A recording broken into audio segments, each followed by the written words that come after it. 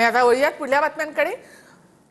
एकूणच अजित पवार यांचा पक्ष कोकणातल्या एका नेत्याकडून हायजॅक करण्यात आला असं रोहित पवारांनी म्हटलेलं आहे। अजितदादांचा पदाधिकाऱ्यांवर कंट्रोल राहिलेला नाही असं रोहित पवार यांनी सवाल केलाय। तर रोहित पवारांच्या बालिश वक्तव्याची मी दखल घेत नाही असं तटकरे यांनी म्हटलंय।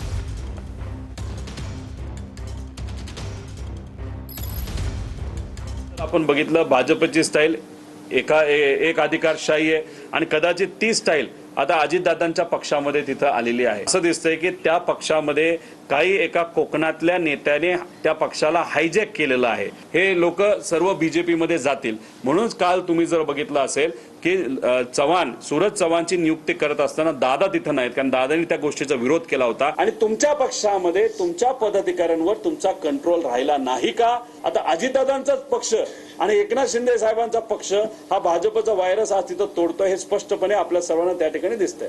रोहित पवारांच्या बालिश वक्तव्याची मी फारशी दखल घेऊ शकत नाही। आपलं घर पेटलेलं आहे का शांत आहे राजकीय मी पक्ष म्हणतो, विनाकारण त्याचा गैरसमज होईल। मी जे बोलतोय ते पक्ष, ज्याच्याबद्दल रोहित पवार बोलले ते पक्ष म्हणतोय मी। त्याची पहिल्यांदा आज अवस्था बघा, त्याच्यामध्ये अंतर्गत काय कुरबुरी चालल्या ते बघा आणि मग इतर राजकीय पक्षाच्या बाबतीमध्ये तुम्हाला वक्तव्य करण्याचा अधिकार येईल। अजून तुम्ही खूप बालिश आहात।